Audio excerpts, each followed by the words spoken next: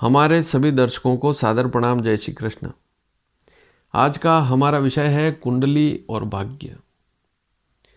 आपके पास कुंडली आती है मिलान के लिए, आपकी लड़की है या लड़का है, और उसके मिलान के लिए जो कुंडली आई है उस कुंडली को जब आप पंडित जी के पास ले जाते हैं तो आपका पहला प्रश्न यह होता है कि यह भाग्यशाली है या नहीं। कहने का तात्पर्य, यदि आपकी लड़की है, उसके लिए लड़के का मिलान आया है, तो आपका प्रश्न होगा लड़का भाग्यशाली है या नहीं, उसका भाग्य अच्छा है या नहीं। या आपका लड़का है, लड़की का मिलान आया है, तो आप यह देखते हैं कि लड़की भाग्यशाली होगी या नहीं होगी, और इससे संबंधित प्रश्न आप पंडित जी से करते हैं। तो यह योग कैसे देखें, भाग्यशाली होगा या नहीं होगा, इस स्थिति को कैसे समझें, आज इसी के बारे में चर्चा करेंगे और इस विषय को समझेंगे। क्योंकि भाग्य के बिना सारी स्थितियां अधूरी है। बहुत सी बार आपने देखा होगा कि व्यक्ति बहुत अच्छी शिक्षा ग्रहण कर चुका है और परिश्रमी भी बहुत है, लेकिन उसके बाद भी भाग्य साथ नहीं देता है। कंपटीशन जो एग्ज़ाम है उनकी तैयारी करते हैं बच्चे बहुत सी बार, लेकिन उसमें सफल नहीं हो पाते हैं।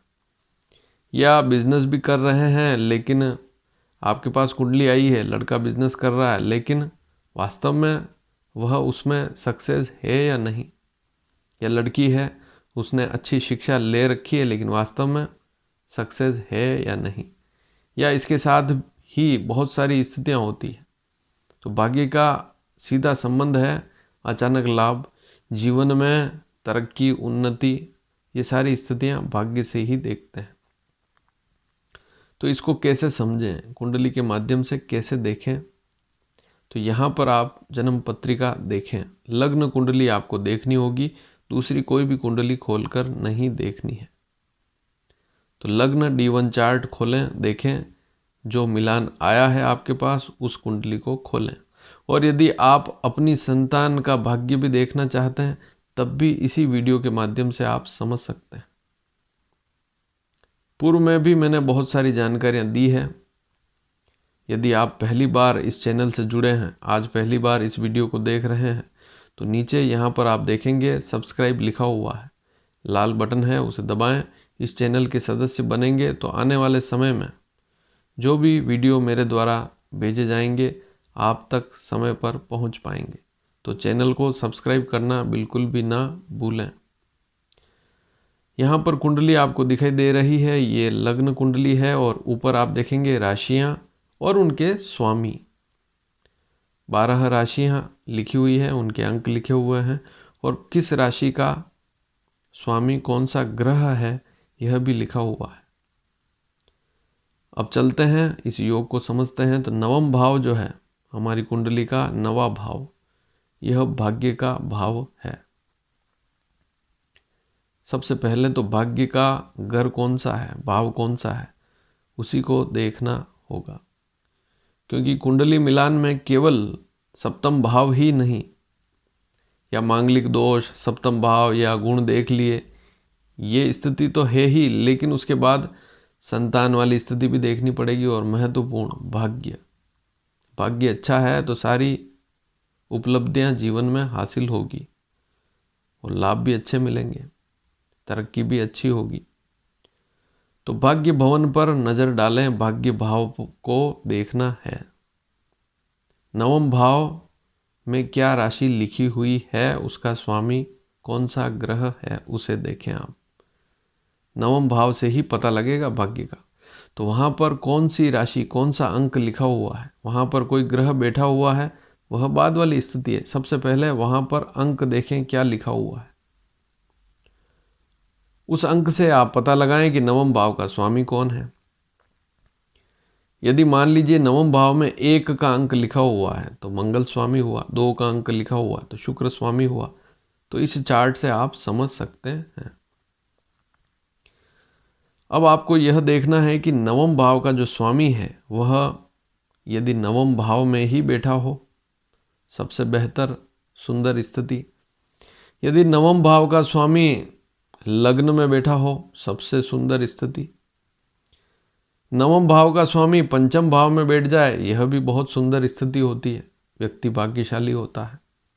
नवम भाव का स्वामी दूसरे भाव में 11वें भाव में हो तब भी अच्छी स्थिति होती है। 11वां भाव लाभ का भाव है, तो भाग्य का संबंध यदि 11वें भाव से है तो लाभ की स्थिति अच्छी रहेगी, जीवन भर लाभ अच्छा मिलेगा। और दूसरे भाव में बैठा हुआ है तो धन की स्थिति अच्छी रहेगी, कुटुंब की स्थिति भी अच्छी रहेगी। और भाग्य भवन का स्वामी लग्न में ही बैठा हुआ है तो व्यक्ति स्वयं भाग्यशाली होगा ही। पंचम में बैठा हुआ है तो वह व्यक्ति अपनी बुद्धि से, चाहे लड़का हो लड़की, अपनी बुद्धि से अपने भाग्य को अच्छा बनाएगा। इसी प्रकार से दशम भाव में, चौथे भाव में बैठा हुआ है भाग्य स्थान का स्वामी तो भूमि, संपत्ति, मकान, वाहन, सारी सुख सुविधाएं होगी। दशम भाव में बैठा हुआ है भाग्य स्थान का स्वामी तो नौकरी, तरक्की अच्छी होगी। और सप्तम भाव में बैठा हुआ है तो विवाह बाद वाली स्थिति भी काफ़ी अच्छी होगी और बहुत सारी भौतिक सुविधाएं व्यक्ति को मिलेगी। केंद्र और त्रिकोण में बैठा हुआ है, केंद्र का तात्पर्य 1, 4, 7 और 10, ये भाव जो हैं लग्न, चतुर्थ, सप्तम और दशम, इन भावों में बैठा हुआ है भाग्य स्थान का स्वामी, अच्छी स्थिति है। या भाग्य भवन में ही बैठा हुआ है, नवम भाव में ही बैठा हुआ है, या पंचम भाव में बैठा हुआ है। 11वें भाव में मैंने आपको बताया ही है कि बहुत अच्छी स्थिति रहती है, आय की स्थिति अच्छी रहती है, इनकम अच्छी रहती है। दूसरे भाव में भी नवम भाव का स्वामी बैठे तो काफ़ी अच्छी स्थिति रहती है। इसके बाद खराब स्थिति कब रहेगी? जब नवम भाव का स्वामी 8वें भाव में बैठा हो, छठे भाव में बैठा हो या 12वें भाव में बैठा हो तो व्यक्ति, जैसे 12वें भाव में बैठा हुआ तो व्यक्ति का भाग्योदय नज़दीक नहीं हो पाएगा, बहुत मेहनत करनी पड़ेगी, दूर स्थान पर जाकर काम करना होगा, तभी जाकर लाभ मिलेगा।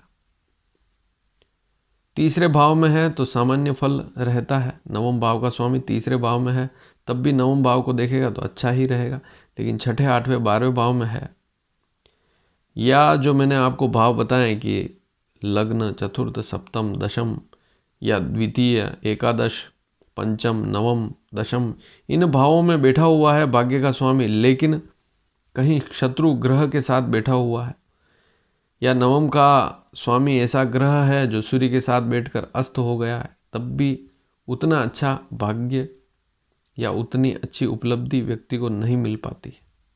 इस बात को भी अवश्य समझें।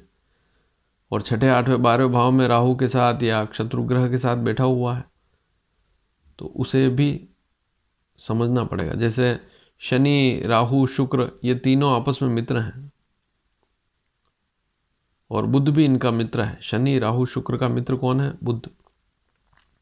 दूसरी तरफ सूर्य, चंद्रमा, गुरु और मंगल, ये चारों प्लेनेट आपस में मित्र हैं और केतु भी इनका मित्र ही है। बुध को जैसे आप सूर्य का मित्र मान सकते हैं, यह स्थिति हमेशा याद रखें। सूर्य बुध की युति हमेशा अच्छी होती है, तो इस बात को भी समझें। अब आपको देखना पड़ेगा कि मान लीजिए नवम भाव का स्वामी गुरु है और यदि वह शनि, राहु के साथ बैठा हुआ है तो स्थिति उतनी अच्छी नहीं होती है, समस्या रहती। शनि, राहु सबसे ज़्यादा खराब स्थिति। और इधर अगर आप देखें कि यदि नवम भाव का स्वामी शनि है, शुक्र है और यदि वह केतु के साथ है, सूर्य के साथ अस्त है, मंगल के साथ है, तब भी थोड़ी समस्या रहती है, भाग्य में उतना ज़्यादा विकास नहीं हो पाता है। अब एक स्थिति आपको और समझनी होगी कि गुरु जो है, गुरु ग्रह, वह नवम भाव का कारक है, उसकी स्थिति भी अवश्य देखें। नवम भाव का कारक गुरु है। कुंडली में गुरु अच्छी स्थिति में है, दूषित नहीं है, राहु के साथ नहीं है या सूर्य के साथ अस्त नहीं है, तब व्यक्ति का भाग्य बहुत अच्छा रहता है। तो ये दोनों स्थितियां देखनी पड़ेगी। एक तो नवम भाव का स्वामी अच्छी स्थिति में हो, फिर दूसरी स्थिति गुरु अच्छी स्थिति में होना चाहिए।